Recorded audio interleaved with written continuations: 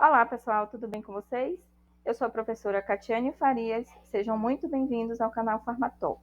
Esta é a segunda parte da aula sobre a Lei 3660 de 1976. Então, a normativa, ela fala sobre os produtos destinados ao uso infantil. Então, a recomendação é que esses produtos, eles não podem conter substâncias cáusticas ou irritantes. Eles devem ter embalagens que sejam isentas de partes contundentes. Não poderão ser apresentados sob a forma de aerossol e deverão ter características de rotulagem de embalagem que possibilitem a sua imediata e precisa distinção daqueles que são destinados ao uso adulto. Com relação a produtos com nomes semelhantes, a normativa diz que os produtos de que trata esta lei, eles não podem ter nomes, designações, rótulos ou embalagens que induzam ao erro. Então, a adoção de nome igual ou semelhante para produtos de diferentes composição é vedada, é proibido, ainda que sejam do mesmo fabricante.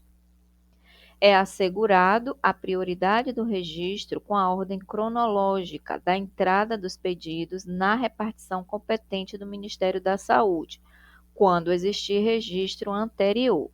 Então, quando for identificado produtos com nomes semelhantes, mesmo que sejam do mesmo fabricante, será mantido aquele que primeiro deu entrada no registro e o outro deverá fazer alterações para se adequar a esta normativa.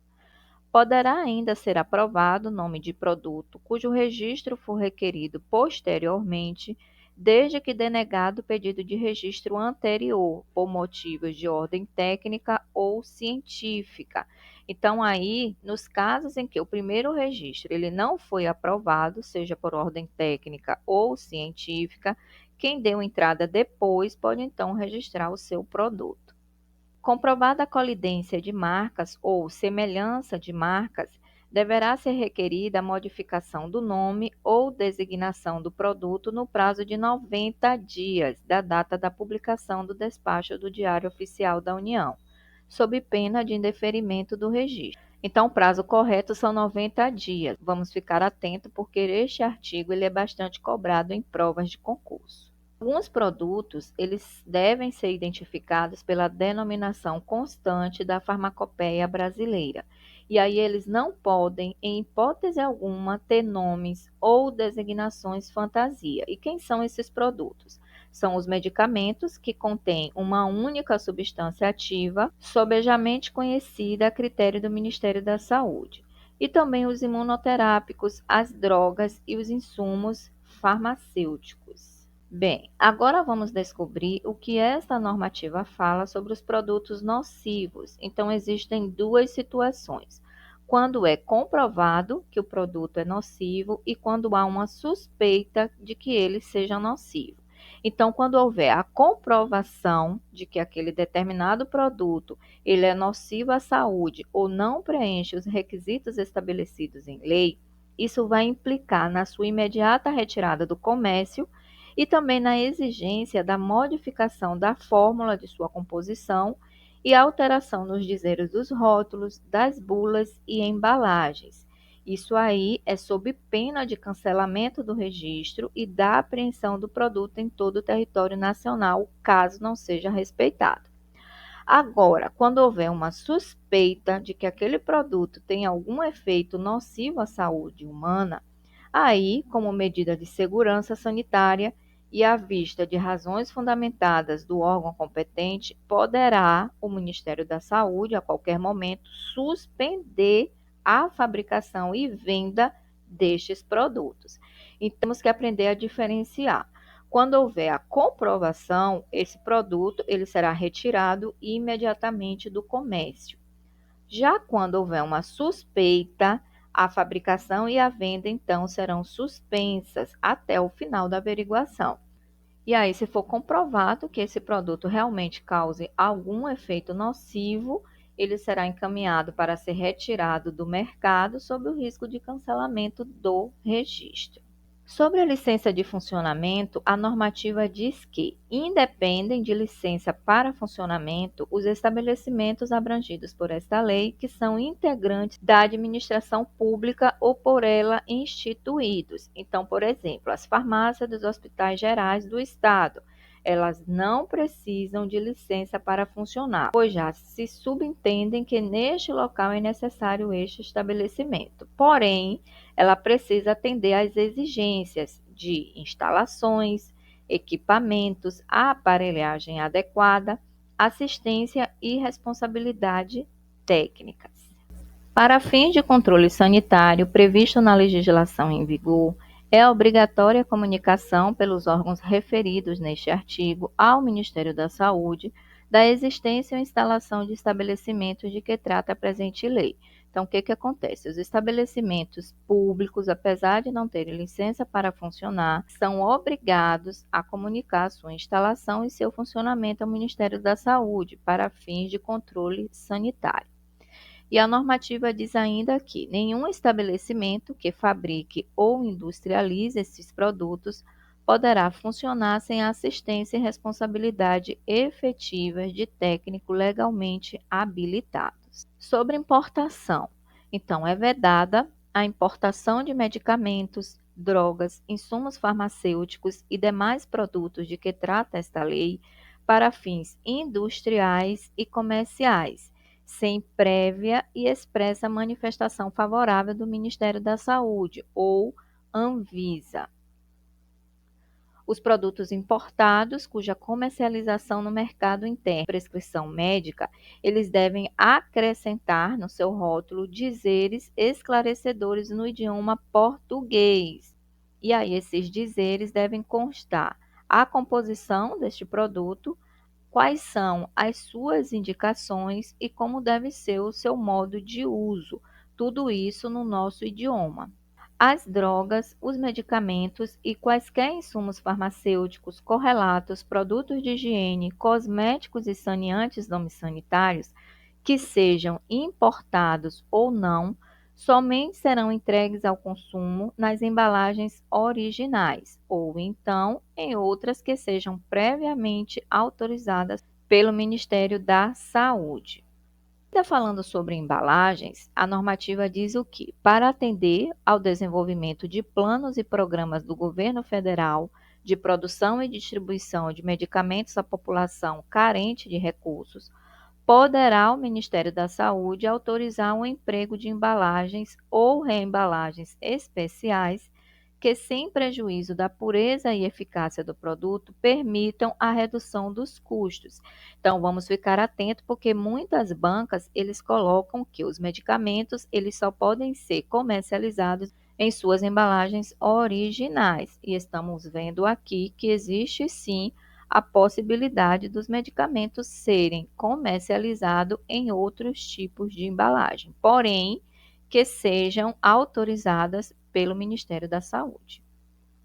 Então, as drogas, os produtos químicos e os oficinais, eles devem ser vendidos em suas embalagens originais e somente poderão ser fracionados para revenda nos estabelecimentos comerciais, e esse fracionamento deve ser sob responsabilidade direta do respectivo responsável técnico. Bem, com relação ao registro, nenhum dos produtos que são abrangidos por essa lei, inclusive aqueles que são importados, eles poderão ser industrializados, expostos à vendas ou entregue ao consumo antes de estarem registrados no Ministério da Saúde, ou seja, na Anvisa, que é a Agência de Vigilância Sanitária.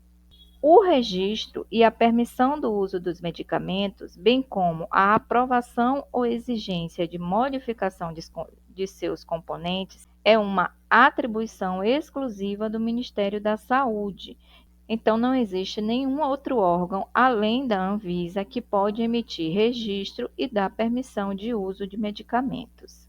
Esse registro ele é concedido no prazo máximo de 90 dias, que é contado a partir da data em que foi dado entrada no requerimento do protocolo, salvo, claro, nos casos de inobservância por parte do requerente a esta lei ou a seus regulamentos. A concessão desse registro e de sua revalidação e as análises prévias de controle, quando for o caso, elas ficam sujeitas ao pagamento de preços públicos. E aí os atos referentes ao registro e à revalidação do registro somente terão efeito a partir da data da publicação do mesmo no Diário Oficial da União.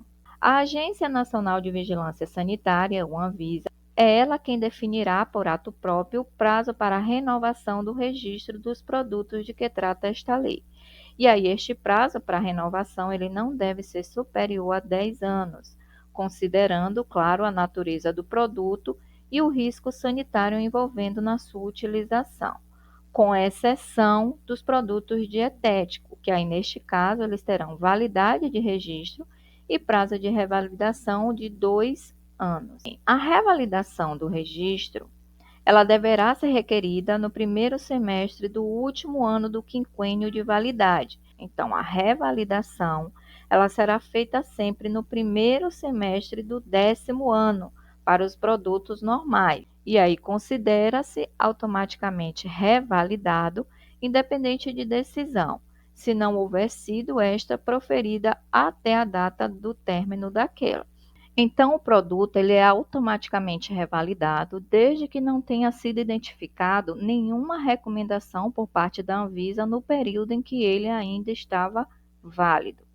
E será declarada a caducidade do registro do produto cuja revalidação não tenha sido solicitada no prazo referido. Então, quando que o registro não será revalidado?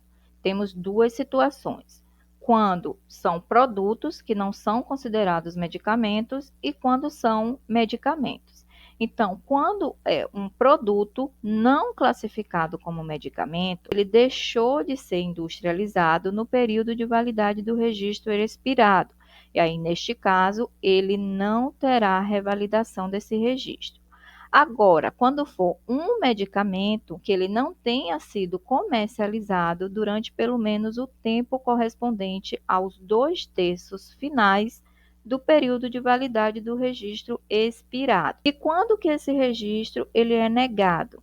Sempre que não atender às condições, às exigências e os procedimentos para tal fim, que são previstos em lei, em regulamento ou instruções do órgão competente.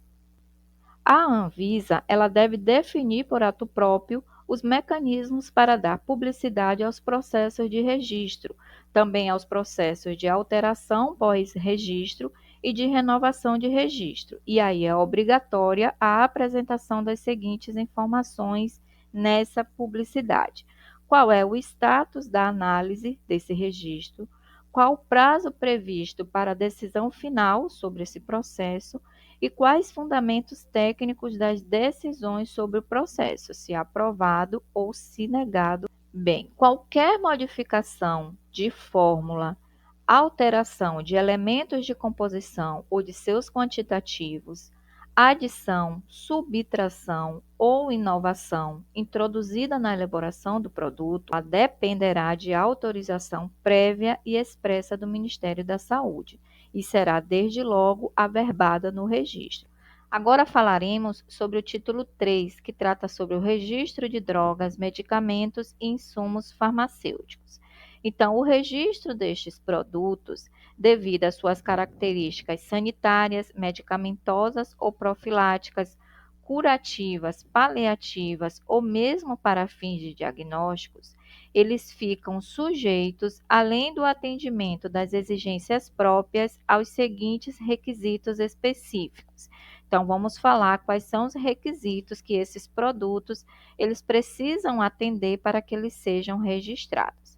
Então, o primeiro requisito é que eles obedeçam ao disposto no artigo 5º e também os seus parágrafos. E aí nós falamos anteriormente sobre esse artigo 5º. Ele fala que é vedada a adoção de nome igual ou semelhante para produtos de diferente composição, ainda que do mesmo fabricante. E aí, se você não lembra, volta lá um pouco esta aula e dá uma olhadinha. O segundo requisito é que estes produtos eles devem ser reconhecidos como seguro e eficaz para o uso a que se propõe e devem possuir identidade, atividade, qualidade, pureza e inocuidade necessárias, que devem ser comprovadas através de comprovação científica e também de análise. Um terceiro requisito é que, tratando-se de produto novo no comércio, ele deve fornecer amplas informações sobre a sua composição, também sobre o seu uso, para que seja avaliado a sua natureza e determinado o grau de segurança e eficácia necessários. O requisito 4 diz o seguinte: quando solicitada, o fabricante ele deve apresentar amostras para análises e experiências que sejam julgadas necessárias pelo órgão competente do Ministério da Saúde. O requisito 5, quando houver substância nova na composição do medicamento que já esteja no mercado, o fabricante ele deve entregar uma amostra e esta amostra deve estar acompanhada dos dados químicos e físico-químicos que a identifiquem. O requisito 6 diz o seguinte: quando se tratar de droga ou medicamento cuja elaboração necessite de aparelhagem técnica e específica, o fabricante ele deve provar que o estabelecimento onde esses produtos foram fabricados se ache devidamente equipado e que mantém pessoal habilitado ao seu manuseio. Ou então, ele deve apresentar um contrato com terceiros para essa finalidade. Ainda com relação aos requisitos para o registro destes produtos, o fabricante ele precisa entregar seguintes informações econômicas. Então, o preço do produto praticado pela empresa em outros países. Então, se este fabricante ele já explora esse produto em outros países, ele precisa apresentar qual é o preço praticado por ele. Além disso, ele deve entregar o valor de aquisição da substância ativa presente neste produto, o custo do tratamento por paciente com o uso deste produto, o número potencial de pacientes a ser tratado, uma lista de preços que pretende praticar no mercado interno com a discriminação de sua carga tributária, a discriminação da proposta de comercialização do produto, incluindo os gastos previstos com o esforço de venda e com a publicidade e propaganda deste produto. Qual será o preço do produto que sofreu modificação quando se tratar de mudança de fórmula ou de forma? Então, o produto já existe, porém ele vai mudar a sua fórmula ou a sua forma. Isso vai alterar no preço? Então, qual será o valor que será cobrado? E, por fim, ele deve apresentar uma relação de todos os produtos substitutos existentes no mercado, acompanhada de seus respectivos preços. E aí, a normativa diz que a apresentação destas informações poderão ser dispensadas, em parte ou em todo. E aí, isto será de acordo com a regulamentação específica. Bem, com relação aos prazos para a decisão final dos processos de registro e também para alteração de pós-registro de quem? Dos medicamentos. Então, esse prazo ele levará em conta os seguintes critérios. Primeiro, qual a complexidade técnica deste medicamento? E segundo, quais são os benefícios clínicos, econômicos e sociais da utilização do medicamento que está sendo objeto de requerimento. E, a partir da avaliação destes critérios, o órgão regulamentador ele vai determinar o enquadramento do medicamento sob avaliação nas seguintes categorias de procedência. Então, o medicamento ele vai entrar na categoria de prioritária ou na categoria ordinária. Então, se o medicamento ele tiver na categoria prioritária, os prazos máximos para a decisão final nos processos de registro é de 120 dias. Já o prazo máximo para alteração de pós-registro será de 60 dias. Porém, o medicamento, ao invés de entrar na categoria prioritária, ele entrou na categoria ordinária. Neste caso, o prazo final do processo de registro será de 365 dias e para alteração de pós-registro de 80 dias. E aí estes prazos eles poderão ser prorrogados por até um terço do prazo original, uma única vez, mediante decisão fundamentada da Anvisa, E aí isso será expedido no mínimo 15 dias úteis antes do término do prazo original. O descumprimento injustificado destes prazos implica na apuração de responsabilidade funcional do servidor ou dos servidores que lhe derem causa. As solicitações de esclarecimento ou de retificação pela Anvisa deverão ser consolidadas em um único pedido, exceto se forem necessárias para esclarecer ou retificar informações relativas à solicitação anteriormente atendida pela empresa requerente.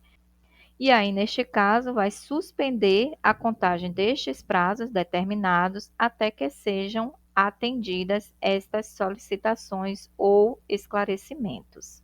Em relação ao processo de alteração pós-registro, a decisão final, ela poderá ser tomada por aprovação condicional, presumida pela não manifestação contrária da Anvisa nos prazos definidos, exceto nos casos em que houver recurso contra a decisão anterior. E aí, a aprovação condicional, ela só poderá ocorrer nas hipóteses de alteração pós-registro definidas em regulamento e será automaticamente revertido a qualquer tempo em caso de indeferimento da alteração pós-registro pela Anvisa.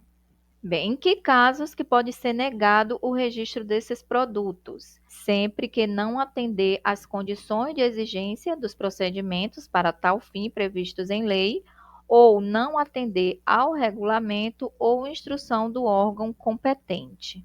Agora falaremos sobre o registro de drogas, medicamentos e insumos farmacêuticos que sejam de procedência estrangeira. Então, o registro desses produtos dependerá, além das condições, das exigências e dos procedimentos previstos nesta lei e seu regulamento, o fabricante ele deve comprovar que já é registrado no país de origem. Na impossibilidade desse fabricante comprovar que já é registrado no país de origem, o fabricante ele deve apresentar a comprovação do registro em vigor, que deve ser emitida ou pela autoridade sanitária do país onde ele esteja comercializando este medicamento, ou da autoridade sanitária internacional, e mesmo assim deve ser aprovado em ato próprio da Anvisa. E aí, ainda com relação ao registro de medicamento de procedência estrangeira, a empresa fabricante, ela deverá apresentar comprovação do cumprimento das boas práticas de fabricação reconhecidas no âmbito nacional. Bem, pessoal, chegamos ao final desta aula.